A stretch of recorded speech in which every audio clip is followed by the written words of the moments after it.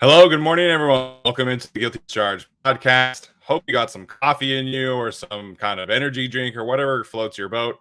It obviously is early in the morning, but we felt like this was the best time that worked for us to do the stream and take some comments and talk about what happened last night.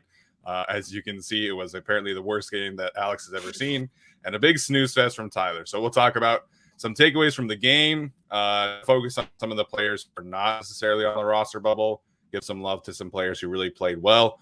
Then we'll also talk about our final 53-man roster predictions. Alex has an article coming out for Bolt Beat. I have an article coming out for LAFB. And Tyler has an article coming out on our blog site. So you'll get to hear us talk about it. And then hopefully you will all read our thoughts about it as well. That being said, have to give a shout out to our partners, Manscaped, Blue Wire Podcast, Play Busser, and of course the Backroom Collection. The Backroom Collection is new. They focus on NFL prints, NBA prints, so go check them out. Use the code GAC on their website for a 10% discount. All right, guys. Alex, how are you doing today, man?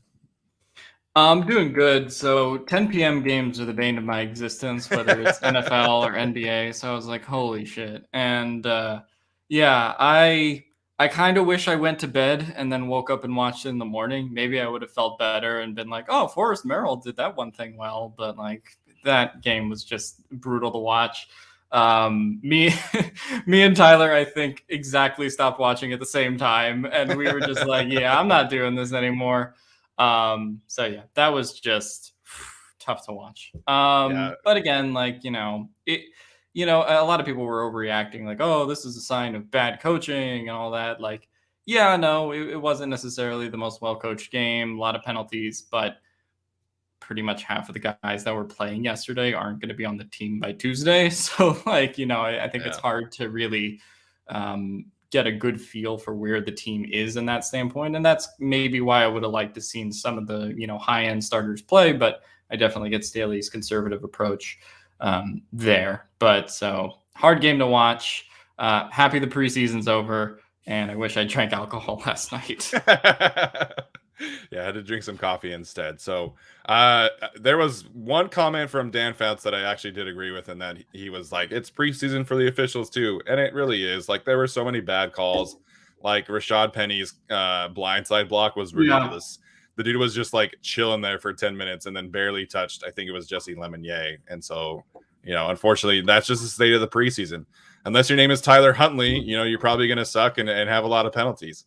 Shout out to my guy. You can't just do a podcast without shilling for your Utah people. No, I can't. I cannot. Tyler Schoon, how you doing, man? Man, last night it was awful, and just to feel something, I turned on Marley and Me just to like find an emotion. No, I'm kidding. I didn't do that. But I mean, it was the point where we get a CBS shout out again, and my pulse doesn't change, and I'm just like, like whatever. Thanks, Jerry. Whatever. Move on. Like, it was so boring and so tough to watch. At some point, my fiance is like, "Can we get chocolate?" I'm like, "Fuck it, let's do it." And we went to 7-Eleven, grabbed some Kit Kats and some ice cream, and that was that. So, not bummed I missed part of that fourth quarter. It was brutal, but I can't wait to watch. Finally, the regular season is here, and I'll be there at their home opener, and I can't wait to see it. But right now, it was bad last night. That's one of the most boring games. At least the Patriots game was kind of funny at some point. Like, it was so bad it ended up being kind of entertaining. Last night was just bad, and I had no joy watching that at all. Yeah, it was funny for me because I was out at dinner with my wife, and we went to a restaurant, and it was just like really, really busy for whatever reason. And so I texted Tyler and Alex, and I was like, "Hey, can one of you guys handle the live tweeting? Like, I'm not going to be able to start right on time." And then like, right as we like finished eating, it was probably like 7:35, 7:40. And Alex and Tyler were both like messaging me like, "This is terrible. Like, this is so hard to watch." And I'm like, cool. I get to go home and watch this. Yeah, Steven gets to do the thing where like Trey Pipkins has a bad rep and he's like, "No, babe, you got to rewind it and see what he did bad here." I didn't do that last night. I did it a couple times. Like, there was a specific play that like Steven Anderson had. And he got up and I was like flexing, and I was like, "Oh, I want to rewatch what he did." And then, there were a couple times where I like rewatched the offensive line, but for the most part, I was just like, "All right, fast forward." But yeah, it was a lot of fun. So we'll talk about all of those things. Thank you guys so much for tuning in. If you just now are joining us, you're right on time because we're just barely about to talk about the recap. I specifically want to talk about some players that did actually play well. I know that there, like Alex said, there was a lot of negativity last night. I saw some people saying that Brandon Staley should fire somebody and everybody needs to be cut, of course. And certainly there are some players that do need to be cut, like Trey Pipkins. But let's talk about some players that stood out positively.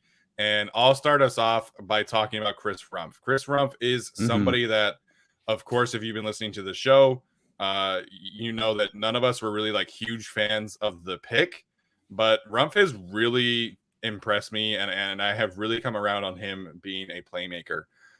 He had a couple run stops last night.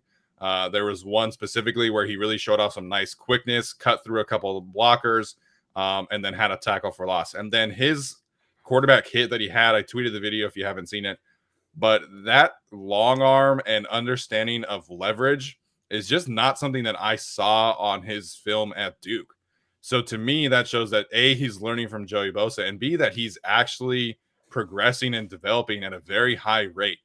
And so I was very critical of the Chris Rumph selection, but I'm coming around. I think he is going to be a player who contributes this year. Brandon Staley has talked about his ability on special teams. I don't think he's necessarily going to be a starter, but he's going to be fine this season. And then next year, I think he'll be able to kind of take that sophomore leap.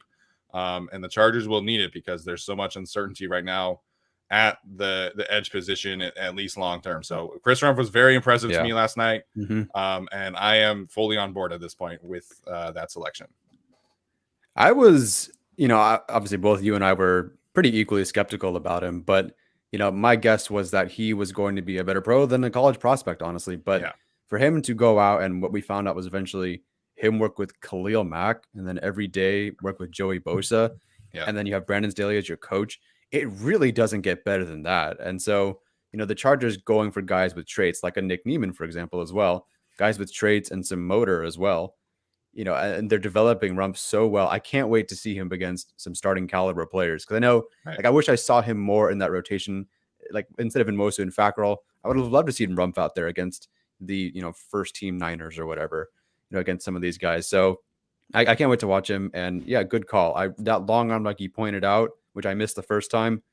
Don't think I saw that once in college. I think it was mostly just as kind of a speed guy, dip and rip sort of guy, maybe, and beat you kind of with effort and motor and just being more athletic. But that long arm, I had not seen that. That was really beautiful. So it really just shows how far he's come. So good call there for sure. Yeah. So Rumph played well. I thought Nick Niemann, Tyler's guy, played pretty okay. Had a couple of missed tackles here and there, but overall did get that sack. It's the preseason. So I thought he did pretty well. As far as trying to find other positives that haven't been mentioned, I like the receivers. I like what Josh Palmer did last night. He had that nice second effort catch. That got the first down. Tyron Johnson played pretty well. Really, all three wide receivers that played last night were good, including Michael Bandy had a few moments here and there. Don't think he's going to make a roster, but he had a nice connection with Easton Stick for a first down. So overall, it was just really hard to get any momentum going on offense. But Larry Roundtree had that 115-yard run that I thought was nice. I think he's shown an ability throughout the preseason with the Rams game and a little bit of the Niners game to just kind of get off the edge a little bit quicker, maybe more so than a Joshua Kelley. But so I thought Roundtree was all right. I'm really kind of reaching here. Forrest Merrill had a good tackle. I don't know if he was really good throughout the whole game because the run defense got absolutely gashed, by Alex Collins, new Charger killer. But it was just so weird. Yeah. Tough to watch, but those were kind of my standouts if I had any. So there were some positives, I think, when you look at Niemann, Rumph, and some of the offensive skill players, but overall doesn't equate to how ugly that game was to watch. Yeah, it was pretty ugly. Nick Niemann is interesting. When I first thought of him as one of the training camp superstar, standouts that could potentially happen, projecting him that way, I included at the end that I was preparing, I guess, everyone to watch him be blitzed often, used as a blitzer. But that was more based on like athletic potential. And I really wasn't sure if Staley really was going to do that. I was just trying to call it because I saw him do it a couple times in game, and he does have the speed for it. So to watch not just Neiman blitz, but also I didn't check the whole stats, including the third game, because it just dropped on Pro Football Focus. But I believe the linebackers in the first two games blitzed 16 times, which, I mean, did they blitz 15 or 16 times last year in 16 games? I don't think so. So watching, these guys different do that, and then, show pressure with Christensen and then blitz with Neiman on one play or in that same play was really cool. So yeah, Neiman for sure is a standout. I think one of the preseason MVPs for sure. And then Tyron Johnson, according to Dan Fouts, roster bubble potential cut candidate, which I thought was absurd. And we can talk about the broadcast, but the broadcast was awful last night. It was probably my least favorite broadcast overall of any game that I've watched, and it was dreadful. But Tyron Johnson finally not being targeted on these stupid screenplays opened so much up for the offense. The offense was finally moving a little bit because Tyron Johnson was asked to do things, down the field like he's good at, instead of the Austin Pearl role, which I didn't get in the first two games. And of course, you let him do his thing, and he does his thing, and he's wide open on one play where Stick missed him. Another play, he was wide open, but Daniel got his arm hit. He probably would have had 100 yards in a preseason game, and he would be, back in that wide receiver 3 conversation. So, glad to see him come around. He's not on the roster bubble. That was a horrible, stupid comment. But yeah, good for him. Good for Neiman. But otherwise, it was just kind of ugly all around. The Tyron Johnson comment, like I had like multiple people like, is this true? Like, is he on the bubble? I would be like pretty shocked if Tyron Johnson were cut on Tuesday, because like we've heard all camp that like, oh, this receiver group is the deepest that Staley's ever seen and that Daniel's ever seen and Lombardi's ever seen. And Tyron Johnson is a big part of that. Like Tyron Johnson is absolutely somebody that should have a role. I think, it's probably not going to be as big as some of us hoped, especially after like the first week of practices, but he's going to have a role, and he's going, like, his speed is too valuable, especially when, two of your top 3 receivers are Keenan Allen and Josh Palmer, who are more of your, over the middle route runners, create separation kind of players. Like, you need players to take the top off of the defense, and you can't just have one Jalen Guyton. Like, you need multiple speedsters to take the top off. And so Tyron Johnson's speed is too valuable. And I thought he played well. That kind of game for a receiver like him has to be demoralizing. Like, you're just running down the field consistently. A, there's no depth behind you, so you're getting like basically no breaks. And B, like, your offense is not pushing the ball down the field. And so Tyron Johnson is like consistently being asked to sprint down the field as fast as he can, sprint back to the huddle, and never get the ball deep. Like, he had some really good intermediate routes that I was a big fan of, but that kind of game has to be demoralizing for someone like him. Sure. So I saw, like, obviously there's been some frustration about the offensive line, and I totally get that. Trey Pipkins was awful last night. Even Brooke was like 3 or 4 times like, man, that 79 guy is really, really bad. And that's how you know it's bad. Like, I think Brooke does. I think she knows more than the traditional, person who doesn't really pay attention to football knows. But like the fact that she can point out the left tackle and be like, he sucks. Like, that's pretty bad. So I thought Storm Norton played okay. Again, I would have to go back and watch the film, which I'm going to do later today. I saw some good things from. I know. But I saw some good things from Ryan Hunter. Again, I really believe that he should make the roster. And then I think the biggest thing in terms of like the offensive line, everybody kind of jumped on their back about that touchdown that my guys Cody Barton and Marquise Blair forced. Like, I can't even be mad about that in the preseason. Former Utah guys, again, Alex. But it wasn't the offensive line's fault. Like, Staley mentioned that too, and it was a miscommunication between Daniel and Joshua Kelley. And I think if you go back and rewatch that play, Brandon Hymas clearly goes directly to the safety Marquise Blair because he thought somebody was going to be taking the linebacker. Like, that's what he was either instructed to do. That's what his instincts told him to do. And so to me, that play was about Chase Daniel and Joshua Kelley and not the offensive line. I know it obviously doesn't look pretty, but generally speaking, when there's a free rusher like that, it's almost always on the quarterback, in my opinion. Do you want to guess who the second highest pass blocker is on Pro Football Focus from last night's game is? Nope. It's Trey Pipkins. Mm-hmm. Oh my gosh. Sorry, I'm just looking this up now, and I wanted to point that out. Oh my gosh. Okay. There's like I don't understand like what they're looking for. Like I don't get it. Like I think the pressures and the QB hits and all that stuff, I think they, those are very valuable. But like when they grade an offensive lineman, I'm just like, I don't get it. I don't understand what they're looking for. Yeah. Hymas gave up 1 pressure and has a grade of 47.9. Trey Pipkins gave up a sack, obviously, and has a grade of 71.1. So, well, so that's the thing, like, because when I first saw that Hymas Daniel miscommunication, I thought it was on Hymas. Then I look back at it. That's the bad part about watching live is you can't rewind and be like, hey, this happened. But so that was on me for putting that on the Twitter. But so yeah, I does Pro Football Focus count that as a pressure that was on Hymas, or like a sack? I guess that was on Hymas. I don't know. Oh, good question. I mean, obviously don't know which one they're referring to. I don't recall if there was another hit that he allowed, or another hurry. So yeah. I don't think so, because that would have been considered a hit, right? Probably. Yeah. So I mean, that play was on Daniel, but the offensive line just all night is definitely a negative from that game.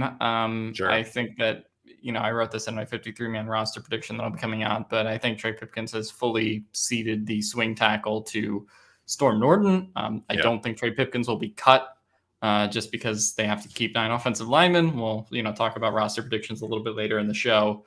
But yeah, not a fun night for the offensive line in general. And the biggest thing was they really couldn't get anything going in the run game other than that like one Larry Roundtree run where he kind of pushed past. It was just really tough to watch. So again, it's not something that I'm really worried about, right? The one concerning thing is if Bulaga has to come out and Pipkins or Norton is on the field, that's problematic. Like, no matter what way you slice it, playing probably next to Ibushi and then Lindsley, having those 3, I think, next to each other. Ibushi has been okay, but not really like super proven on this offensive line, hasn't played a lot. So that'll kind of be interesting to watch, but you really just have to hope that Brian Bulaga stays healthy, or maybe they make some trade to the Eagles for Andre Dillard or somebody that's available free agency. But at this point, I think the 9 offensive linemen they're going with are the 9 offensive linemen they have on the roster, which is really concerning for the right tackle spot. So just fingers crossed with Brian Bulaga.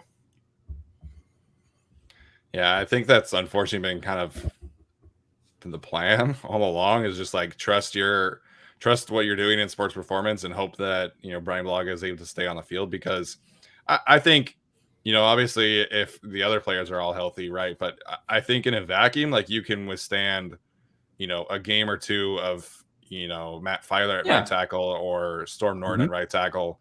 The problem is going to come if Bulaga is like in and out the way that he was. Like that was the biggest thing last year, was that like, well, he's playing against Buffalo and then he has food poisoning, or like he played like 4 snaps against Carolina and then had to Pipkins had to go in. And so that's the biggest thing, is like as an offensive line, as a player in general at any position, it's so hard to not get first team reps and then be thrust into a game, into the first quarter where you have to play with the first team. And so that's kind of where I do sympathize last year in the situation. But Bulaga has to stay healthy, and that's always going to be. I think overall, the offensive line is obviously going to be improved from last year. But how much they improve really kind of hinges on Brian Bulaga's health. Yeah, unfortunately. Luckily, the 3 projected starters, have not a lot of pressure at all this preseason, so that's great. Yeah, and I think that's important to point out. Like, we haven't seen the starting 5 play a single snap yet. And, we obviously saw the first game again with Rashawn Slater, the second game with Matt Filer and Ibushi, but we haven't seen the starting 5 play yet together. And that was the mission. Like the starting 5 offensive linemen are healthy, knock on wood.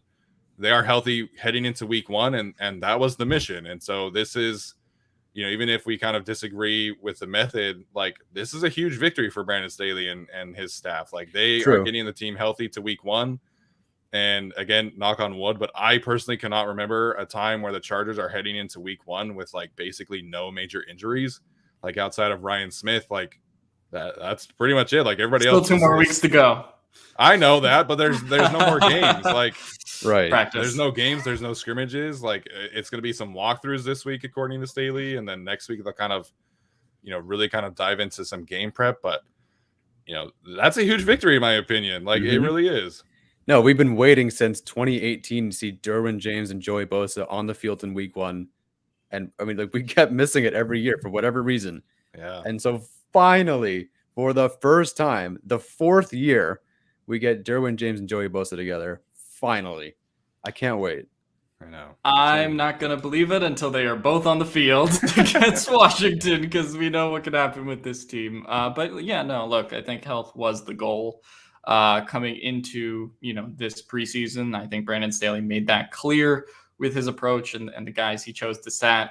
And this also goes to the decline in performance from game to game at the team, right? Like, not that everybody played against the Rams, right? Keenan Allen and Justin Herbert and Austin Eckler and those guys didn't play.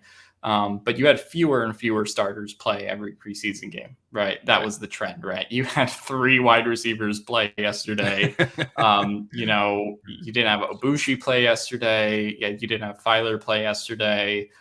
You can really go throughout the entire roster and sort of pick all the guys that didn't play. So that's just really tough. But that was the approach, right? So like, yeah, they looked bad yesterday, but I feel like that was almost by design, just because they were, sort of supposed to look that way with all the starters they were sitting. So I can't say I was terribly surprised by it, but for all the people that were kind of like freaking out and wanting to fire coaches already on Twitter, that was mainly my response. Is if you actually look game by game and who was in at what point, like the most starters they played was the Rams game, and it went pretty much down from there, just based on who they thought they needed to see in the preseason and who they thought they had seen enough from.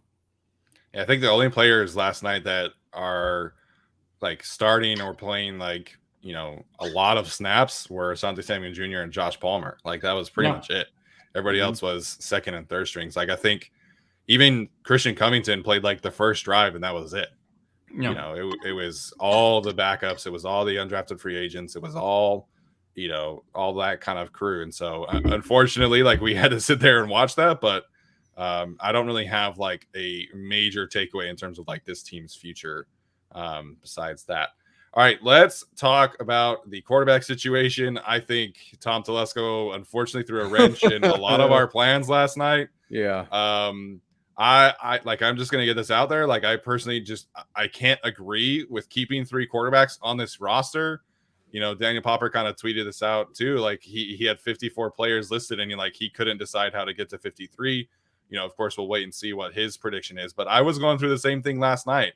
I heading into the preseason finale, I assumed you had like the last 2 spots for like a crowd of like 6 players. And that's because I wasn't including a 3rd quarterback. And so Telesco goes on air and says, yeah, we're likely keeping all 3. Like you need those players. And I just don't agree with that assessment. And Brandon Staley too was like, after the game was like, yeah, I could see a situation where we do keep all 3. So that's the easiest prediction right now. Unfortunately for the roster is like all 3 quarterbacks are making it. But Alex and Tyler, Alex, we'll start with you. What do you make of Telesco's comments about that?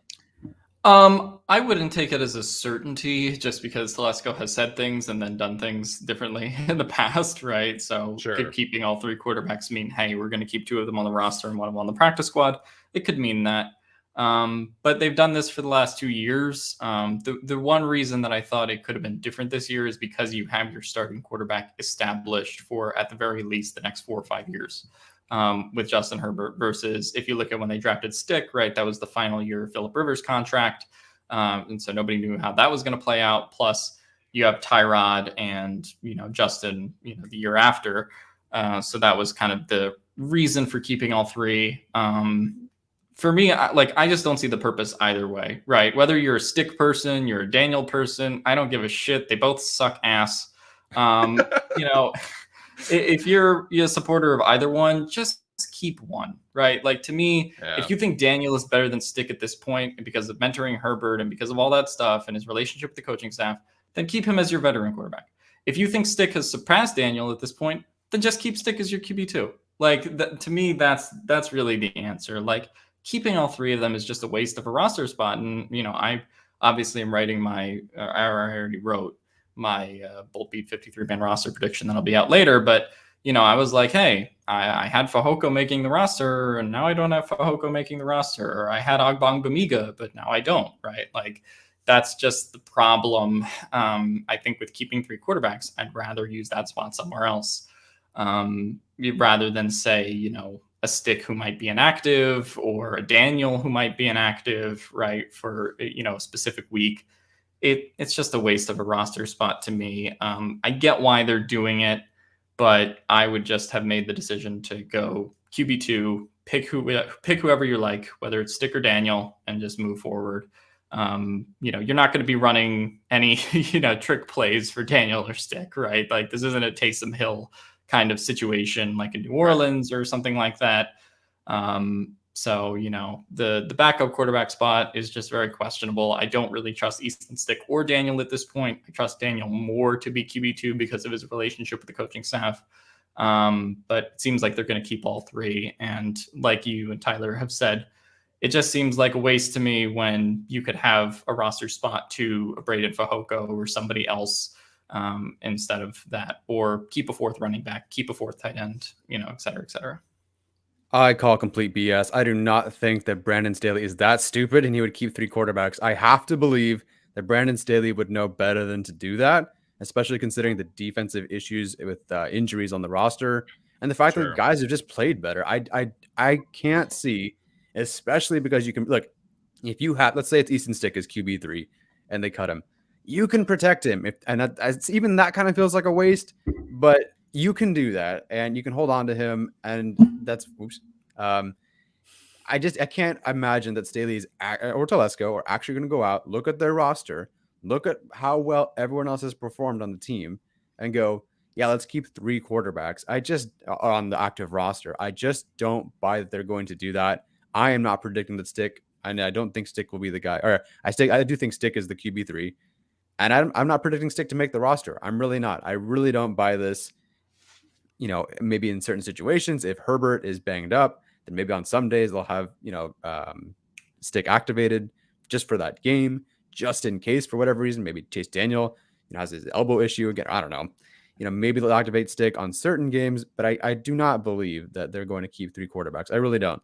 And if it was more of a certainty in Staley's answer, maybe, but to him, it was like, well, it's kind of a possibility, or we're considering that, or we could see a scenario, or they do help us. But, you know, I don't think I really heard outright that they're going to keep three on the active roster. They're just looking to keep three.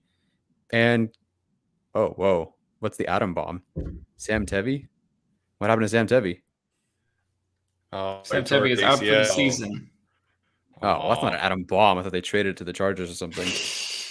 Okay. That's bad for Sam Tevi, though. That's bad. Yeah, that's probably a career ender, unfortunately, for Sam. Yeah. So anyway, I don't buy it. I really don't. I think you can't do that. You really can't. I will have serious questions if they keep three. I mean, look, but they've done it the last 2 years, though. So, like, you know, I totally see what you're saying, and I totally agree with you. But like, at this point, you know, they've done it the last 2 years, and I'm not going to be very different situations though than this one, right? Sure. I mean, it is, but like, you know, it is a very different situation based on, like, you know, what I just mentioned with, you know, Rivers and Taylor and how they did that. But I'm just not going to be surprised if they keep three at this point. Definitely wouldn't be surprised, but. Yeah, and someone pointed out, like, it could be a COVID thing too. Like, they could be, you know, not wanting to have like a practice squad quarterback be the guy a week or something like that. But yeah, but isn't Herbert vaccinated? So, like, I mean, yeah, he can still get COVID, but, you know, the protocols are different for him than if he was unvaccinated. Right. so like he can come back. Like you could also use COVID as an argument to keep any roster position, right? Like what what if the defensive line gets COVID and you need an extra guy there or something like that. So to me, especially because we know Herbert publicly is vaccinated, I don't really see COVID as an argument to keeping all three personally, but yeah. And of course, we'll have to keep an eye on Chase Daniel's elbow. Yes. Brandon Staley did not seem to think that it was very serious. Of course, there were a couple people like, "Oh, he got hit in his funny bone." It's like, okay, but I don't think that's serious. And for what it's worth, I thought Stick showed some really good moments last night in terms of accuracy. For him, like I'm not saying like he went out and had like a great game, but I thought he had some really nice passes. I still think my biggest not issue, but I think Stick's biggest challenge at this point as a quarterback is that he doesn't really trust the pocket. He doesn't trust his technique. He doesn't trust the offensive lineman. And there are times where he holds the ball too long in a dirty pocket. And there are times where he escapes too quickly out of a clean pocket. So I think that really is the biggest thing. Again, that's not really like, I hate saying this because, he just doesn't have enough reps. Like that's something that comes with reps and practice, and he just hasn't had enough of it. So, of course, his athleticism was on display last night too. It had some really good moments, extending the play. Unfortunately, did not result in any points. All right, guys, any other final thoughts here before we move on to our roster predictions? No, let's get into this. No. All right, sounds good. Okay, so Tyler, I'm curious though, because you don't think that Stick is going to make the roster. I think Alex and I will both have him making the roster. So what was your thought process in like the last couple spots because you decided not to have Stick on the roster? Yeah, I'm looking for a defensive player for sure, and it's tough depending on how injuries look right now to gauge kind of like the DB spot. But to me, could they roll into the season with 4 edge rushers? Sure. But to me, especially after the way he played last night, like how do you cut Emeka Egbule and keep Stick? I couldn't do that. I agree he was hurt the week 2, I believe, but first game he looked good. In the offseason, he looked good. Last night, he looked really good. I think he had the rep of the preseason. I think he took on 2 different blocks and then still found a way to get the run stop. It was an amazing rep. So, I'm keeping him on the roster, for example. And then I believe with the interior defensive lineman, I am keeping, let me pull it up. Where is it? I'm only keeping 5 interior defensive linemen anyway. So if I were to cut one of the running backs, I would have kept another interior defensive lineman. I only have a certain amount right now. So to me, because I don't have Stick on the roster, I'm going with Egbule because I have to get him on the roster somehow. And I do think there's a roundabout way we can get different corners on the roster due to some COVID IR related things. Sure. So that's iffy, but that kind of works itself out. So to me, the thought process really just came down to getting Egbule on the roster somehow. And I don't think Stick is going to make the roster. So I have Egbule making it, and he should. I think he played well enough. I think he's been maybe not as flashy as Rumph, but he has had a lot of really good moments. And he's an important special teamer. And so I think he makes the roster. I think you kind of have to keep him on the roster. Yeah, we'll have to see how that one pans out for sure. Alex, I know you said that Fehoko was kind of the casualty of keeping Stick, but who else was kind of in that range for you that you could have being that, last 2 or 3 spots? Yeah, I think it's Egbule. I think it's Fehoko. I think it's who am I forgetting the defensive tackle's name? Merrill or Gaziano, right? One of those kind of guys. Really at the expense of those. You could have kept any one, but I think that's just the reality of keeping Stick. And again, like my preference is not to keep Stick. If I were Tom Telesco, I would be calling Stick today and telling him to stay in Seattle. That would be my reaction to this roster construction. But based on the fact that I do think they actually will keep all 3, it comes at the expense of those guys. So that's unfortunate, but is what it is. And I do think all those guys are sort of practice squad candidates. Yeah, I would also say like Eamon Ogbongbemiga is in this conversation. So is someone like a Keemon Hall. But we'll talk about more of those guys down the road. So Alex and I both have the 3 quarterbacks. Tyler has the 2. Let's talk about the running backs. My prediction is that they're going to carry 3, barring a surprising Justin Jackson injured reserve designation. I think it's going to be Austin Eckler, Justin Jackson, and Larry Roundtree. After I had my doubts about Joshua Kelley heading into camp, and he has done nothing to, kind of calm those concerns down. I don't think that he has played particularly well in any instance. And, we heard that he was progressing as a pass protector. And then last night he gives up a defensive touchdown because he doesn't understand what's going on, or there's a miscommunication or what have you. So I just have not seen enough of Joshua Kelley to have him on the roster. I know some people have pegged me as like a Joshua Kelley hater. I just don't think he's very good. And it's plain and simple. I look at like the difference between Larry Roundtree and him, and Roundtree just has, more production, more juice, more elusiveness, and he's way better as a pass protector. I was watching Roundtree work last night, and he was out there looking for work as a pass protector. He was taking on blockers up the middle, taking on blockers on the edge. I just feel more comfortable in Roundtree, and I don't feel comfortable in Joshua Kelley. So, like I said, unless Justin Jackson is going on IR, I don't have a spot for Joshua Kelley. Interesting call. I'm actually keeping all 4, but that's only because Justin Jackson is iffy. It's kind of a weird one, though. Like, I'm waiting to see what happens with him, because if he goes on IR, then it's obvious answer. If he stays on the roster, but he's still hurt and could be out for 2 weeks, then I don't know. It's a really weird situation. But yeah, Joshua Kelley, it's unfortunate. Unfortunately, he was statistically awful last season, and I know there were a lot of fans of his. He's a really nice guy, it seems, and people thought, okay, we move away from Anthony Lynn, and he's going to get better. The thing is, though, Anthony Lynn makes his running backs okay. Like, they get that's the one thing I'll never say bad on Anthony Lynn. Right, like they did get better. Granted, the scheme or the offense might be off, but the running backs generally do pretty well under Anthony Lynn. So again, you see Joshua Kelley in the preseason now, and what happens? It's not very good. So, but it's tough because I need to go with what the coaches and the reps are telling me, and it kind of, okay, first off, Larry Roundtree has finally really started to cut into Joshua Kelley's touches, carries, snaps, and everything. Like, if he's not RB3, he is going to be RB3 very, very soon. He is just like peaking and getting past Kelley right now. Like, last night was a clear example of that. I don't recall seeing Roundtree play that early and that often in either of the other 2 preseason games or in practice. But still, Joshua Kelley is the first guy out there. He is supposedly sort of their goal line back. He was their goal line back at the scrimmage. He was, and unfortunately, the not public thing on TV was the scrimmage where Joshua Kelley probably had his best performance. So to me, with what we're sort of hearing in practice and some good things, even though the preseason hasn't been kind to him, I do think the Chargers do view him as the RB3 sort of right now. And I don't like it. I think this is so stupid to keep 4 running backs. I hate it. Again, I've wanted to cut a running back for the longest time, and originally it was Roundtree just based on the reps that he was getting. Now that Roundtree's taken some of those reps, I'd like to cut Kelley, but I can't. So I'm keeping 4, which again is a mistake in my opinion, but that's where I think they keep an unnecessary player, if you will, in Kelley versus Stick. So again, awful. I feel awful about it, but I think that's where they're going.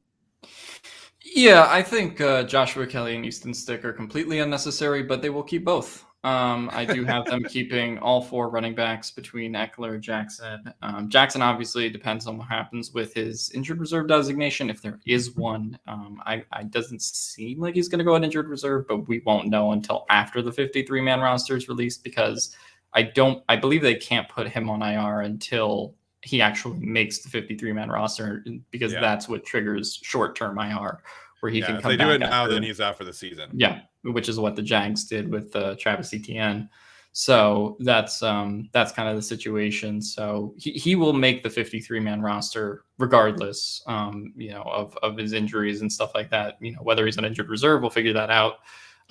Potentially you bring in Bradwell in that situation. Potentially you figure out maybe another position to add, like a Fehoko or somebody like that in his absence, and just roll with the 3 between Eckler, Kelley, and Roundtree. But I do think they're keeping all 4.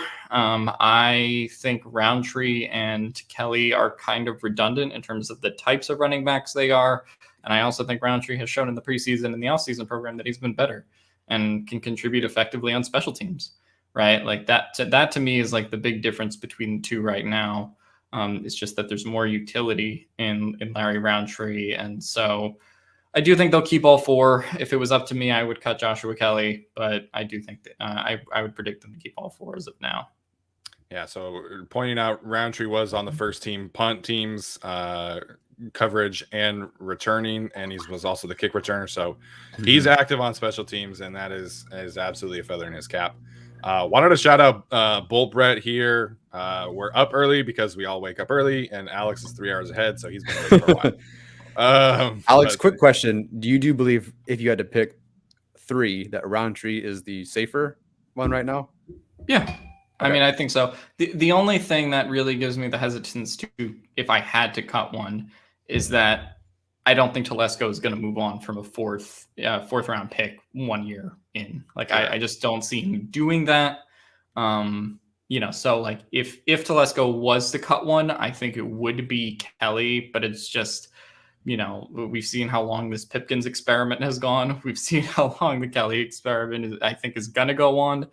Plus Justin Jackson not only is injured, but is a free agent next year. Right. So that's what makes me believe they will keep 4. Again, if it was up to me though, I would cut Josh Kelley. Yeah, and I know that everybody's kind of frustrated with Jackson's health, but if you listen to the coaching staff talk about him, they all still think that he is pretty clearly the running back 2 on the team. So, unfortunately, we just have to see Roundtree or Kelley, if that's the case, really like outperform him throughout the season to kind of overtake that mantle. But right now, it's Jackson's job to lose, and he hasn't lost it yet. So, let's move on to Gabe Neighbors. I think all 3 of us have him making the roster, correct? Correct. Yes.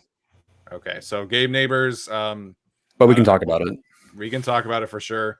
It's been interesting to see Steven Anderson get work at the fullback in his absence the last 2 weeks. I think Anderson has done a very good job in that role, but I don't think I would trust him like full time to do that. Again, fullback's not really a player that plays like a ton of snaps, but if they wanted to cut Gabe Neighbors, like Steven Anderson is the answer. I think he's done a good enough job in that role to potentially merit that. But Brandon Staley said that Neighbors is one of their best special teamers right now.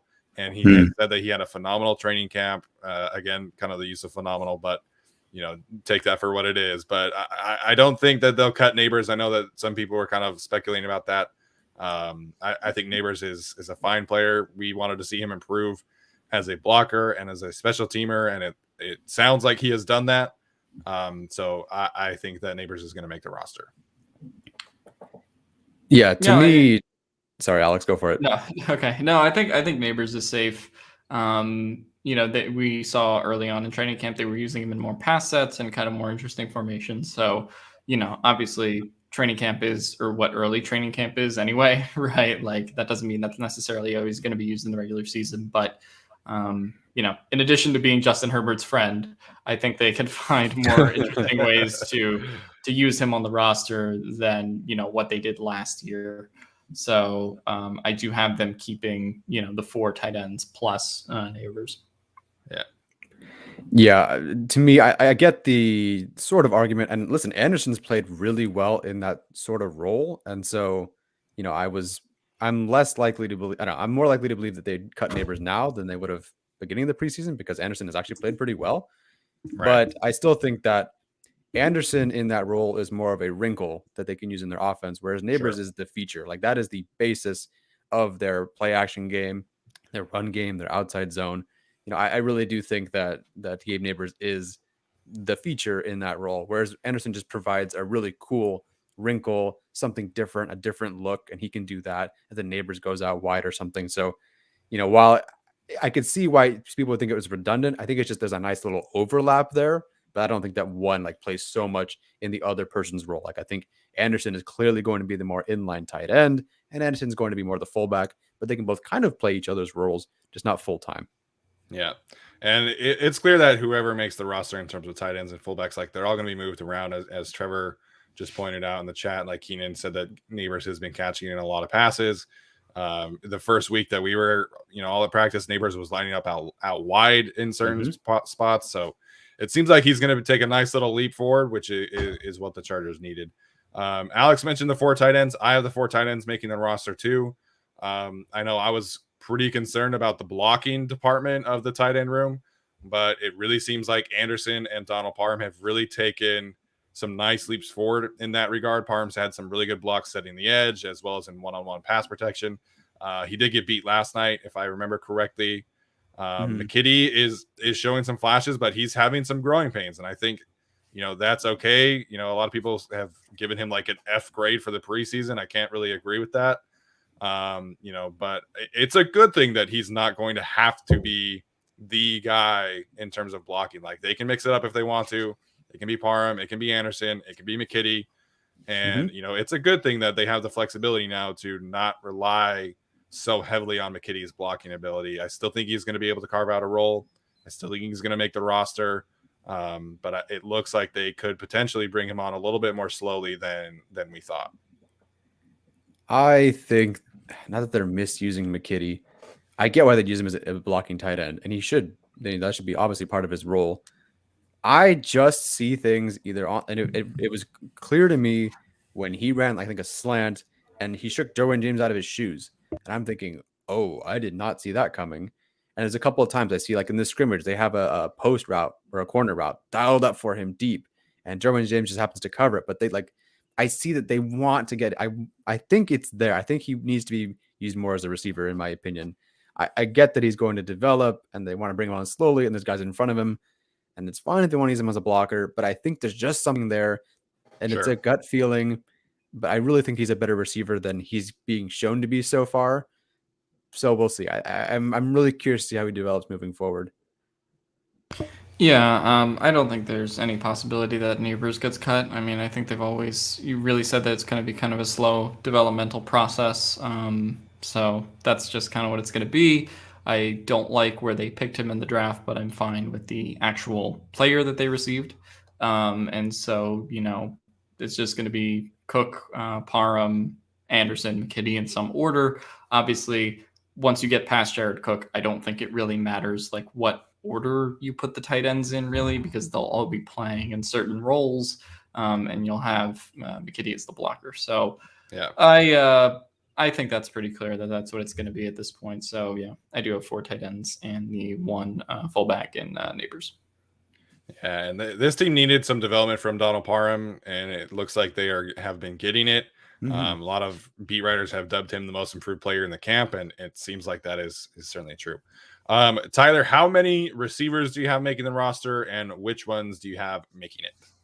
I have 6 making the roster, and the wrong one is going to make it, unfortunately, because more was there for him, and then he just couldn't get on the field, and he's not valuable to them as a special teamer, I guess. And then, of course, Jareed's not going to make it, and then Austin Prohl gets cut. So I don't want to say unfortunately, but unfortunately, it's going to be KJ Hill, because they've kind of just handed it to him, and there's really nobody else. Yeah. Bandy came on strong last night, and that was great. It was nice to see him get a little bit of action there, but KJ Hill's their guy. They're going to keep 6. I don't like it, but that's the way it is. And of course, the other 5 are the 5 we all know. So yeah, KJ Hill keeping 6. I don't like it, but they kind of have to, because nobody really figured out the punt return job. And here we go. I could see a sort of world where they make Guyton the punt returner. I just don't think they're going to do that. It's nice to have, and it's going to be an option, but I still think KJ Hill makes the roster, and it's not my favorite option. So just to point out on their depth chart right now, they actually do have KJ Hill listed as the number 1 punt returner, Jalen Guyton as the number 2, and then for kick returner, Nasir Adderley listed as the 1st, and Adderley is the 2nd. But yeah, I have the same 6 receivers: Keenan Allen, Mike Williams, Jalen Guyton, Tyron Johnson, Josh Palmer, and we got KJ Hill. KJ Hill is not my favorite pick, but they need someone to play punt returner, and it seemed like maybe that was going to be Austin Prohl at some point. Prohl got injured, had some kind of surgery, and so now he's done here, unfortunately. I don't love it, just like Tyler said, but the utility of keeping him, I think, over Jason Moore, over Joe Reed, just makes sense. Unfortunately, Joe Reed, we can't really get an evaluation on him either, and he's gone because he's in a walking boot. That's kind of unfortunate, because I wanted to see more from him this preseason, and maybe some kind of competition between those Reed and Hill from last year. But those are going to be the 6 receivers. I think it's pretty clear. Yeah, I had to laugh because of Craig's comment. He got naked pics of somebody. Well done, sir. Yeah, I think it's the same 6. If it were me, I'm trading a 5th-round pick right now to Miami for Jakeem Grant and rolling with him as wide receiver 6 and punt returner. But it's not that it sucks. It's just that Hill is like so meh. Like I think if your goal is to have a punt returner who likely is not going to muff any punts, like I think Hill can do that. But there's just no juice there. Like so it's just kind of frustrating because even if like Desmond King, for all his issues, like he was electric as a punt returner, and so it just kind of sucks. But all right, let's talk about the offensive linemen. I know that there was some confusion. Apparently, Joe Lombardi said in an interview with Matt Money Smith that they could keep 7 or 8. That's not happening. No. Like for all the issues of the backup offensive lineman, like you need bodies. Offensive lineman is absolutely somewhere where you need bodies. So I have 9 making the roster. I personally I do not have the strength to put Trey Pipkins in my predictions at this point. This is absolutely me willing something into existence, or at least trying to. So I have Ryan Hunter making the roster because I simply cannot put Trey Pipkins on my prediction. So of course I have Slater, Filer, Lindsley, Abushi, Bulaga, and then I have Hymas, Scott Quessenberry, Storm Norton, and Ryan Hunter as my 9. I appreciate your hustle, Stephen. Your services to try to get Trey Pipkins off this team will be honored for decades to come. But Trey Pipkins is making the team. I don't like it, but so you're talking about the starting 5. The starting 5 you just mentioned with Bulaga and Abushi, Filer, Lindsley, Slater. Those guys are making the team. Norton is pretty much your primary swing tackle right now.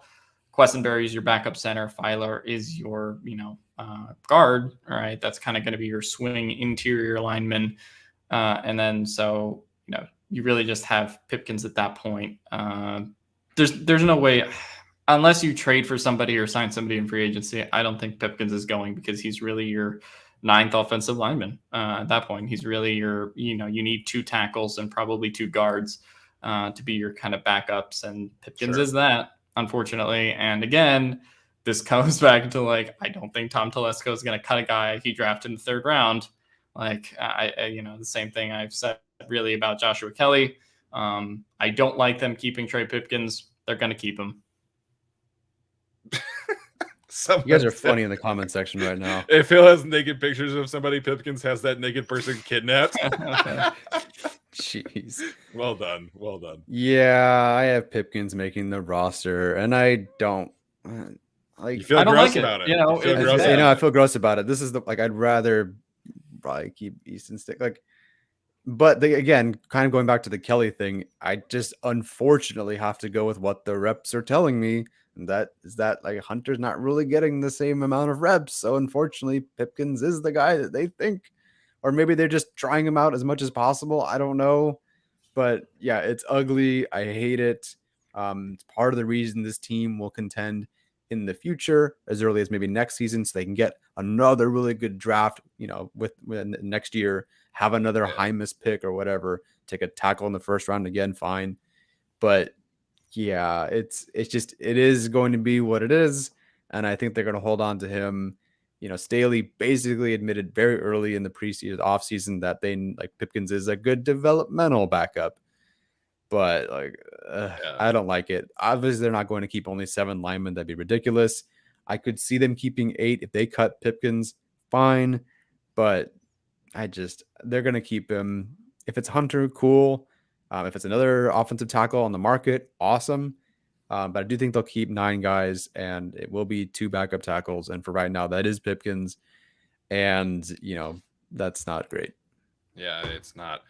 Kevin Kernick, I don't know enough about those offensive linemen in Tennessee to really say. But I will absolutely not absolutely. I will try to look at them and give you an answer on Twitter at some point. But yeah, I guess I could see them keeping 8. I know everybody's really upset about the offensive line depth, but I feel really good about Brandon Hymas as an interior swing guy, and I feel pretty good about Scott Questenberry as a backup center, and I feel okay about Storm Norton. Like, obviously, it's not ideal, but those three, like, that's a significant upgrade over the past, like, situations where Trent Scott was like the first lineman off the bench in most seasons, and last year again, was a lesser version of Trey Pipkins, and you had Tyree St. Louis, who is not even like in the lineup anymore because of Ryan Hunter. So St. Louis, I had making the roster initially, like before training camp, but he's been surpassed. So Ryan Hunter has passed him up, and that's okay. All right, let's talk about the defensive tackles. I know Alex mentioned that he had Fehoko off. So Alex, who do you have making the roster of the defensive tackles, and how many do you have? Linval Joseph, Jerry Tillery, Justin Jones, Cortez Broughton, and Christian Covington. Those are my 5. Obviously, if they cut a running back, if they cut a quarterback, that can change, and you can add a Fehoko or a Merrill in there if you want to. But right now it's 5, because that's just what the roster calls for at this point. So I don't like it. I mean, I wish there were kind of better depth, and you could, cut a guy and put someone in there. But as far as the 5 they have now, I actually feel fairly confident in them. I like Joseph. I like the starting 3 that they really have. Christian Covington, I think, is going to be a good rotator in there. Yeah. And Cortez Broughton has come on hot. Like, I loved how he's played this preseason. And, he, to me, in that kind of competition between him and Fehoko and all those other guys, like, he's the one that's shown the most pop to me, especially in the San Francisco game. A little bit in the Rams game as well. So he's my 5th and kind of last one that I'm keeping. Obviously, I think they could keep 6. And once we get to, the latter parts of the defense, I think how many you're keeping, whether it's 5 linebackers or 4, whether it's 5 tackles or 6, like, I think that's the most volatile prediction at the moment. But for now, I do have those 5 defensive linemen. Yeah, I have the same 5. I think Broughton has kind of taken that step up above, a Fehoko or a Forrest Merrill. I think he just offers a little bit more juice as a pass rusher. And Christian Covington, while Brandon Staley said he's not exclusively a nose tackle, like Linval Joseph, like a Fehoko, I think Covington can do that. They've used him in that role, at least sparingly in the first Rams game. So I think Broughton has really kind of elevated his play this year. I'm excited to see how that pans out throughout the season. But really, like, I would love to keep Braden Fehoko. Like, I think he's been very impressive against the run. I think he's made some fantastic plays. I tweeted a clip out from the 49ers game where him and Kyler Fackrell both, they shoot through this gap, and they both are right there for a tackle for loss. Yeah. And that's kind of, the picture of Fehoko's preseason. Like, he's had a few tackles for loss. He's had a couple pressures. He has had a really good preseason. And I would love to find a spot for him. With the 3 quarterbacks, I don't know how I can get there, but it's a tough situation, but I'm really excited about the 5 that I do have making the roster. Yep. I had the exact same 5 and the same wish to have Fehoko make the roster. He deserves it. And I would like them to keep a true sort of nose tackle behind Joseph, but this is just the way the roster is going to be constructed. So yeah, I have the same 5 as you guys, and that's it. Yeah. So hopefully, Fehoko and Forrest Merrill can stick around on the practice squad, which we will cover on Tuesday after the roster cuts. Let's move on to the edge rushers. I wish I could find a spot for Emeka Egbule as well, like Tyler has found. But I have the 4 edge rushers making the roster. Of course, Joey Bosa, Chen Nwosu, Kyler Fackrell, and Chris Rumpf. I feel pretty good about that group, much better than I did, a few weeks ago. Kyler Fackrell has really come on. Chris Rumpf has come on. So it's going to be kind of an edge rusher 2 by committee with the other 3. I think all 3 will play. I think all 3 will have significant roles this year. And as long as Joey Bosa is rolling, like, I feel good about it. But Bosa's got to stay healthy. But those are the 4 that I have as the edge rushers. Yeah, I have the same 4. Really, it's going to be Bosa, Fackrell, Nwosu, Rumpf. I don't think there's a huge distinction to make in terms of, like, I mean, Fackrell is probably going to be the starter alongside Bosa, but Nwosu's going to play a lot, and Rumpf will rotate in.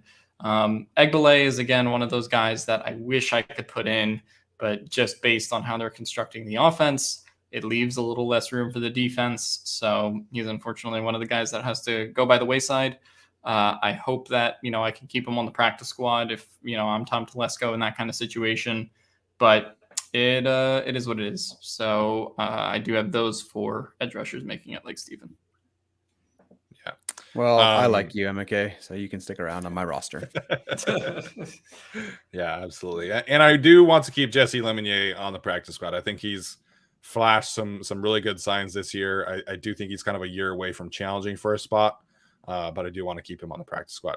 Guys, I see the questions about the kickers. We will definitely talk about the kicking situation down the road once we get to that. So let's talk about the inside linebackers. Tyler, which inside linebackers do you have making the roster, and of course, how many? Yeah, so I have the obvious ones: Drew Tranquil, Kenneth Murray, and Kaiser White making it. I obviously have Nick Neiman making it. And this is where I lost Ogbongbemiga, unfortunately. This is the casualty of keeping 4 running backs, because I believe linebacker is the first position that will get hit. I do think Neiman has shown enough, absolutely. And I think he's been one of the team's best preseason players. Yeah.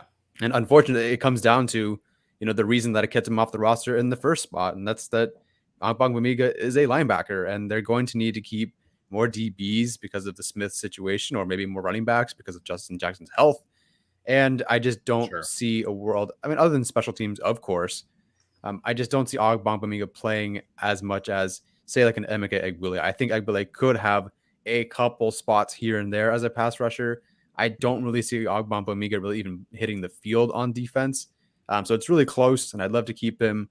But, also Egbule is healthy, apparently. Ogbongbemiga, according to Popper, would be healthy come week 1. Yeah. But again, we don't really know right now. So as of right now, I just have the 4 main linebackers making it. Yeah, I have the same 4. Ogbongbemiga is one of those guys I kind of struggled with, but has the AC joint sprain, didn't play in the Seattle game. I think, again, this is one of those, like Tyler said, in a world where maybe they cut one of the running backs, they cut one of the quarterbacks. You can put Ogbongbemiga, I think, into that roster, and the coaching staff has always talked pretty highly about him. So I certainly want to keep him on the practice squad if he's not making the active roster. Someone pointed out that he is drafted by the CFL, but I think he'll take an NFL practice squad over the CFL if it comes to that.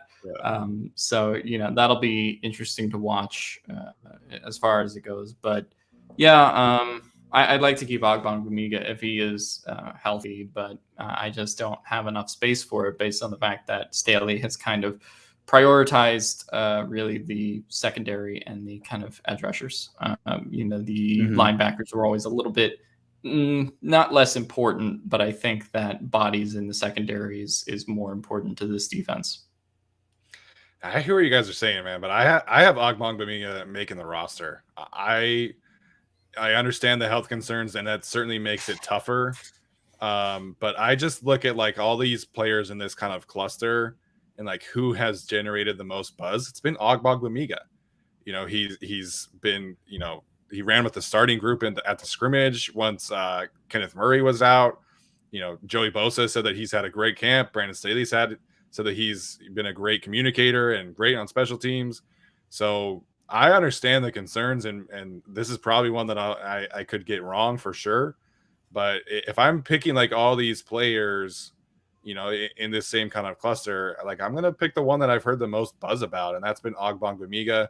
I think that he, has some Denzel Perryman in him as a run defender, definitely needs to grow some as a coverage man. But if you're looking for like the Kenneth Murray backup, like I think that's Ogbongbemiga. And so I totally understand it. This is definitely like the last spot between, like him, Joshua Kelley, Braden Fehoko, Emeka Egbule is definitely tough, but I just have to go by the buzz, in my opinion. And that's why I have Ogbongbemiga making the roster. Oh, interesting. I think if he were healthy, I think I would have switched him out for Egbule. Or not healthy, but if he had played all these games and worked the last couple of weeks, sure. But yeah, I don't know. At the end of the day, it's just positional value for me, and I think they're going to go edge rusher. But again, if they keep Ogbongbemiga and cut Kelley, cool. I'm happy with that. Yes, I said a Raiders name. I'm sorry, guys. I still love Denzel Perryman. It's going to suck to watch him on the Raiders this year, but it is what it is. All right, let's talk about the defensive backs. I'm going to throw them all into one category because it seems that's kind of how like they're being used. So I have 10 defensive backs making the roster. Of course, you have Derwin James and Nasir Adderley, and then Asante Samuel Jr., Chris Harris, Michael Davis. I still have Brandon Faison making the roster. Let me make sure I have this list correct. Okay, so and then I have Alohi Gilman, Mark Webb, and then Tavon Campbell. And then the last one is an interesting situation. I have Ryan Smith making the roster on Tuesday, but then I think they're going to put him on injured reserve. And then once they do that, I think that Keemon Hall will take his place. Of course, it is a dicey situation because they're going to have to cut Keemon Hall most likely and risk him signing somewhere else. But that is the situation. You know, I think they need Ryan Smith's skill set on special teams. So they cannot put him on injured reserve until after the roster cuts. So he'll make it, but then not make it. And then I think Keemon Hall has done enough as somebody who plays inside, outside. He's a special teams guy. Darius Swinton loves him. So I think Ryan Smith is essentially replaced by Keemon Hall after roster cuts take place.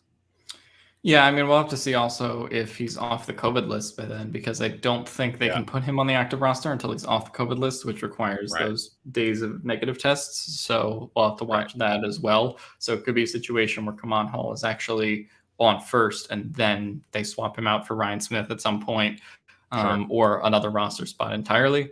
But yeah, no, I have the same 6 guys pretty much. You have your starters in Davis, Samuel, and Harris.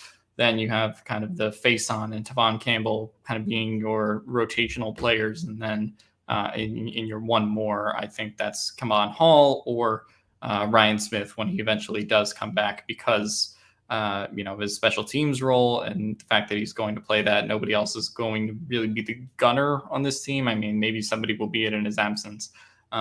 We haven't really received much on his injury. If he still has one, it seems like that's a bit ambiguous. So like, I have no idea if, this time on the COVID list was enough time for him to get healthy physically, but it is going to be those 6 guys, in my opinion. I do think Staley keeps 6 DBs, and they'll figure it out exactly what's going to happen with Keemon Hall. John Brandon is a guy that they could probably also put in for Keemon Hall if they wanted to know. He was one of Steven's favorites. I wouldn't be surprised if they went that way either. But in general, I think the 6 will be the 3 starters, Campbell, Faison, and then they'll move around Hall and Ryan Smith depending on what happens. Yep, I completely agree with you guys. I have the exact same 10 total guys. I didn't realize this until checking last night, and then again this morning when they updated the stats. But Campbell and Hall have really outsnapped Brandon at this point. In terms of pass coverage snaps, Campbell has 80, Hall has 65, and Brandon just has 38, which I don't think he played much, if at all, last night. Brandon didn't see him last night. I don't think he was even on the field. So if I had to pick, and let's say Smith is let's say he makes the initial roster. If I had to pick between which corner I would take after that, I would still go with Campbell. I like Hall a lot. I'd love to keep him, but A, Campbell's played the most snaps. B, Campbell playing some inside last season, but then more outside this preseason, whereas Hall has only had 1 rep so far in the preseason on the outside. I also think at the end of the day, Campbell is just more athletic. He has those athletic traits that really no one behind Michael Davis has in the corner room, particularly with the 40 time, where they almost have the exact same 40 time. So I think that's something they'd want to develop. Clearly, look at the guys like Chris Rump, Nick Neiman. They want to find guys with some traits, on defense that they can develop. And Campbell is one of those guys. So I think he can give you slot stuff or outside stuff in a pinch. He's very athletic, and they've spoken highly of him, and he's played the most snaps. So I think if you're picking anybody between Campbell and Hall, it's Campbell. If Smith goes on IR, then I think Hall comes in, even though that's not a direct replacement. But I would go with that. But Brandon, I think, is unfortunately practice squad destined, which, is fine. It's totally fine. I think they'll keep some good corners as is, and Brandon is just not going to make it. Yeah, I'm seeing some Brandon Faison stuff. I disagree with you guys. Like, I know he had a tough night last night, but I mean, he was at one point a starter. Like, he's going to make the roster. But the starting trio is Michael Davis, Chris Harris, and Asante Samuel Jr. So those three are going to play the most. I think Faison will play and have a role. But in terms of like roster construction, it kind of seems like they prefer to have like one stereotypical outside guy and then two corners who can do inside and outside, right? Because you have Asante Samuel Jr. and Chris Harris who can do both. Then Michael Davis is your outside guy. And then in the second unit, Brandon Faison is your outside guy. And then you have Campbell and Hall who could do inside outside kind of thing. So that kind of seems like their preference right now. And then Alex, you have the 4 safeties making the roster, right? You don't have Ben DeLuca making it. No, I don't have Tyler's hero, Ben DeLuca. He did make some okay plays last night. He played well last night. Yeah. Credit to him. So maybe he's a practice squad kind of guy who can make his way onto there. I feel like we're saying that about every guy that gets cut, and not all of them are going to make the practice squad. But it's the 4. It's Derwin. It's Nasir Adderley, who just came off the COVID list, so he will be on the 53-man roster. And you will have Mark Webb and Alohi Gilman. Just based on how much they have to play. So, those 4 make sense. Yeah, I think Gilman and Webb have shown some good things. I think Gilman has been a little bit better than I thought he would be this year. He's definitely improved some. Mm-hmm. He feels more comfortable in this defense, it seems like, too. So I think Gilman has played really well. And Ben DeLuca, he had a 1 run stop at the goal line last night. I was like, okay, I can see, this guy working out. He's had a couple tough penalties, a couple tough pass coverage situations, but he showed some good things. All right, let's wrap this up with a specialist, everybody's favorite conversation here. Saved it right for the end. It's just the natural ending point, right? In roster. Sure, everyone's gonna log off. It's fine. I know. But yeah, so I have Vizcaino winning the kicking battle. I do not feel great about it. I don't really have a preference at this point in either one. I don't feel comfortable with Badgley or Vizcaino. And then I have Ty Long making it, and then I have Matt Overton, the 36-year-old former Pro Bowler who's was retired and now back. And side note, I hate that he's wearing Melvin Ingram's number 54. I know that Ingram's not a retired number kind of player, but it just I don't like that. So I've said this on Twitter. If it were me, I'm cutting both kickers and signing Joey Sly immediately. Yeah, I understand that Sly's not necessarily he's not a Justin Tucker kind of kicker, but I mean, to me, he feels like he's the perfect Darius Swinton reclamation project. He had a 90% touchback rate, which we know that the coaching staff really values. And I think he was 1 for 6 from 50 plus last year, but he was 8 of 10 or something like that as a rookie. So to me, that's the move. I don't think it's going to happen. I think it's going to be Vizcaino because it's another one of those situations where the battle hasn't necessarily been won. It's just kind of by default. And because Vizcaino can actually kick off, he's going to win. Yeah, I mean, I think that Vizcaino going first last night was sort of symbolic of where the coaching staff sees him, similar to Daniel going before Stick. He did miss that 47-yard field goal, but then again, we didn't get to see Badgley kick. It's not like he missed it by a lot. It was sort of just a wide right shot. I think Vizcaino had the chance to slam the door shut on Badgley, and then he has the 3 for 6 practice against the Niners, and then of course he misses last night, and Badgley hit the 50-yarder last week, so it wouldn't shock me at all if they went with Michael Badgley. But again, we talked about that Darius Swinton quote from much earlier in the off season, where he did pretty much state that the kicker will probably have to do kickoff duties, and Michael Badgley is not listed on the depth chart for kickoff duties. It is only Vizcaino and Ty Long as far as kickoff duties at this point. So a lot of people were saying Badgley kicked off last night. Yes, he did. He's kicked off in the preseason. But if he does make the team, I do not actually think he will kick off. I think it would still be Ty Long, right. In that kind of formula that we've done. So, I agree with Ty Long. I agree with Matt Overton, just based on Kolmaz's hurt. That's just kind of the situation there. Like Steven said, I'd like to go after a Joey Sly or any of these kickers that get cut by a team. Look, you have an extra week of the off season really here to see what you have. There's 2 weeks, right? So I don't think it's crazy to go bring in a Joey Sly or somebody like that. I just don't think they will at this point. I think they're just going to roll with one of Badgley or Vizcaino and then figure it out later. If you have to cut him, a la Caleb Sturgis, a la Younghoe Koo, a la really everybody in the past, then that'll be that. But I think they're going to go with Vizcaino just because of his kickoff ability and the fact that throughout the preseason until that Niners practice, he was the more consistent kicker, really. And I mean, Tyler Porcel went through all those, Daniel Popper articles and calculated the field goal percentage, and I feel bad for him. But it's been that kind of off season when it comes to the kicker battle. I'd like them to bring in a Joey Sly or somebody like that, but I do ultimately think, at least for the interim, it will be Vizcaino. Yeah, if I'm not mistaken, because the kickers didn't get a whole lot of action last night, or really the previous week, that Staley just said, well, we got a lot of practice reps from these guys, and that's kind of what we're going to go off of. We'd like to see more game reps, but it just didn't happen. So they're going to go off what happened in practice. And in practice, Vizcaino was better. Vizcaino. Jerry O'Connell tried to say his name 47 different times in his halftime broadcast, and he couldn't come up with the same answer either time. So I don't know what to call him at this point. I'll go with Vizcaino because Big whatever. Viz. Yeah, Vision, whatever. And at the end of the day, if this coaching staff is going to be more aggressive and they're going to go for it on fourth down more, then I want my kicker to be the guy who can hit the kicks and win the game in situations where we just can't go for it. The idiot kicks that are like 65 yards, 60 yards, whatever, like that you just shouldn't throw that Hail Mary because it's probably not going to be converted, but maybe your kick is a better shot of being converted.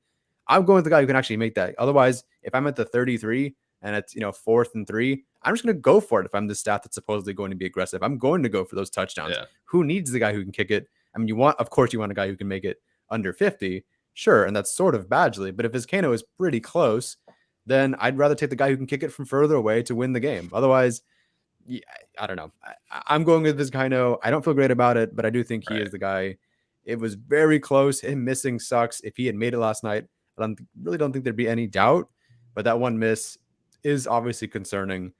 But if this coaching staff is going to be aggressive and they want to score more and they want to go for it on fourth down, and if this offense is going to be better and score more, which it should, then I'm going with Vizcaino, who can do the kickoffs to help off my special teams.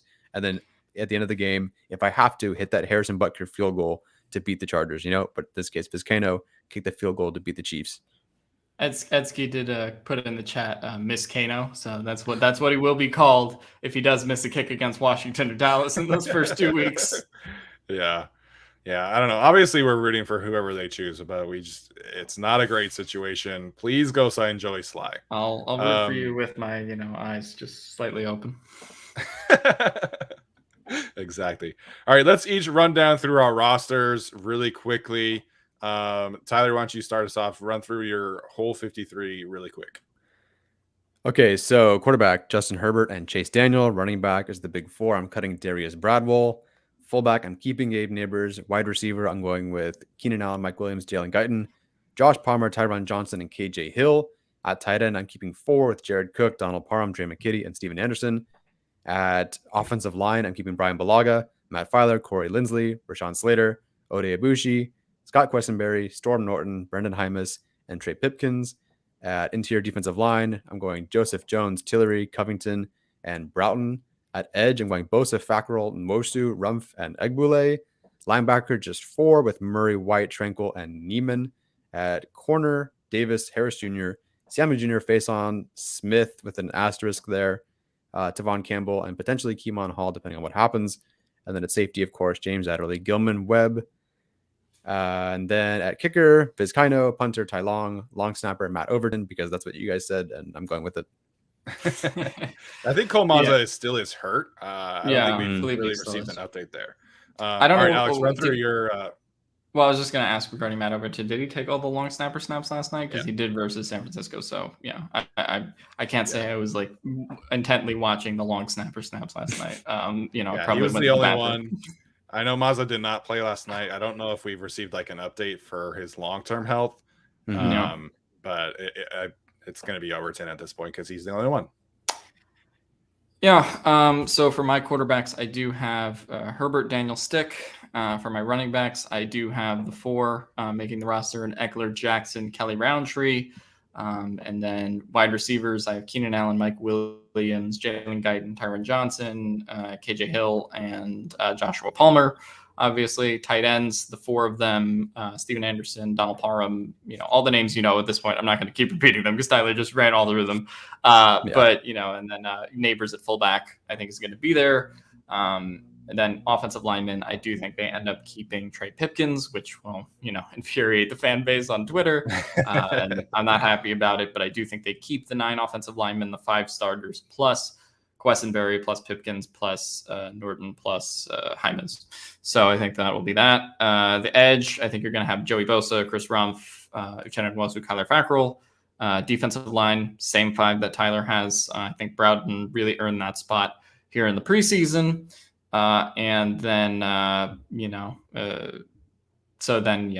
going further, quarterbacks and linebackers, I think they keep 6 and 4. I could see them keeping 5 and 5, but for right now, my quarterbacks are Asante Samuel, Chris Harris, Michael Davis, Tevon Campbell, Brandon Faison, and then, asterisk, depending on what happens on Ryan Smith, like we've said. Linebackers, I think they just keep the 4, but I could see Ogbongbemiga, like Steven says. And then, so then we get to safeties, Derwin James, Asante Samuel, Derwin James, Nasir Adderley, Mark Webb, and Alohi Gilman. And then I have the same special team specialists that Tyler said with Vizcaino winning over Badgley. I know people are mad about Pipkins. He's going to make the roster unless they do some outside trade. People are going to say hell no to Pipkins in the chat. I don't like him either. Me putting him on the roster. We all agree. Me putting him on the roster is certainly not a cosign. As far as someone said, keeping Pipkins over St. Louis, you're joking.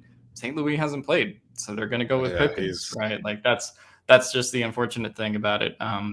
So unless they trade for Andre Dillard from the Eagles, I'm getting a lot of hell no. I'm the heel of the show, whatever. I'll take the heat for it. But Pipkins is on the roster. And he sucks. Yeah, none of us think that Pipkins should make the roster, you guys. It's just that we all think that he is. That's just kind of the situation. And Tyree St. Louis has literally barely played. He's been with the third team unit. He's been surpassed by Ryan Hunter. If they do not keep Pipkins, I think it's because they keep Ryan Hunter. All right, so really quickly, all through my 3 quarterbacks, just for Chase on Easton Stick. I have 3 running backs. I do not have Joshua Kelley making the roster. I have Eckler, Jackson, Roundtree. I have Neighbors making the roster. I have 4 tight ends, Cook, Parham, Anderson, and McKitty. I have the 6 receivers, Keenan, Mike, Josh, Jalen Guyton, Tyron Johnson, and KJ Hill. I have 9 offensive linemen. Again, this is just me kind of willing it into the universe with Ryan Hunter over Trey Pipkins. But I do think that it's going to be Pipkins, unfortunately. Defensive tackles, I have the same 5, Linvaugh, Jerry, Justin Jones, Christian Covington, and Cortez Broughton. I have the 4 edge rushers, Joey, Nwosu, Fackrell, and Rumph. I have 5 linebackers. This is where I'm different than the other guys here with Kenneth Murray, Kaiser White, Drew Tranquil, Nick Neiman, and Eamon Ogbongbemiga. And then I have 10 defensive backs, Derwin James, Nasir Adderley, Mark Webb, Alohi Gilman, Michael Davis, Chris Harris, Brandon Faison, Asante Samuel Jr., Tavon Campbell, and then an asterisk next to Ryan Smith, who will be replaced by Keemon Hall, depending on how that works out. And then I have Ty Long, Tristan Vizcaino, and Matt Overton. Whew, there we go. So, yay. Yeah, nine linemen is generally average for most teams. There are some who keep 8. Kind of depends on how good you feel about your depth. I think the Saints have kind of kept 8 for a while, but that's because they have generally really, really great depth at every single spot. But yeah, most teams keep 9. The Chargers did keep. I was just gonna say the Chargers did keep 10 last year, but that was because Trey Turner was hurt and Tyree St. Louis had to start the Bengals game that we didn't know until 2 minutes before. So that's the only situation I could keep them seeing 10. But it seems like the offensive line is healthy. Yeah, which again is a huge victory. Really excited about the starting unit. I think everybody's gonna be having a different tune about the offensive line in a few weeks. Tyler, any final thoughts here before we wrap up? Look, jeez, I am so excited to watch Justin Herbert. As much as a downer of last night was, and it was a downer. That was a rough one. I truly, especially after watching that All-In episode, I know it's that stinking preseason hype that we all get, that Christmas joy in our hearts. Inevitably, just we get coal in our stockings every year, except for Alex. And, sorry. I'm excited for this season. Sorry. Forget it. I'm not going to make a Christmas joke. Forget it. Point is, I'm excited for this season, and I can't wait for it to happen. Every time with the end of our shows, man. Every time. Yeah, I mean, I don't really care about Christmas. I celebrated once with an Italian family. It seems like a cool holiday. I don't know. There's a tree and presents, whatever. I don't know. Yeah, no, I mean, I will have my selfish plug, but Boltbeat article going up later today with more detail on my 53-man roster predictions, 3,000 words of garbage I wrote in 3 hours this morning. So you can check that out over on Boltbeat. And so, that will give you some more, and Stephen will have his piece, Tyler will have his piece on the blog. Look at all three of us writing. So that'll be up later today if you want to check that out. But yeah, that's all about I got to say. And like Tyler said, excited for the season to finally start. I wish it was next week, but it's the week after, but it is what it is. Oh man, I'm so glad that the preseason is over. Like I totally understand Brandon Staley's plan of resting everybody, but I'm ready to see some like starting players play, and can't wait to see what kind of unfolds in Washington in 2 weeks from now, because I think that's such a fascinating matchup for the first game of the season for the Chargers, who are in this kind of transition period. And I know a lot of people were like, they're poorly coached and all this stuff, but we'll see once the actual product gets on the field in week 1.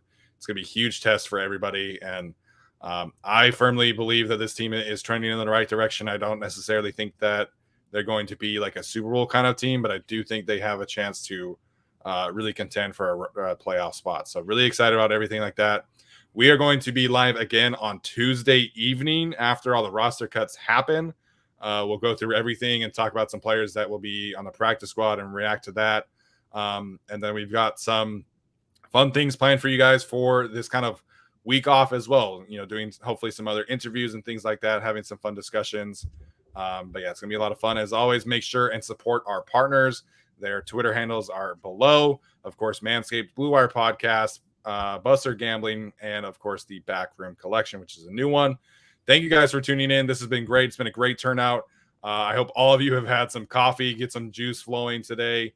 Can't thank you guys enough for your support. None of this would be happening without you guys. So we thank you so much for that. And we'll see you guys next time. Smash that like button.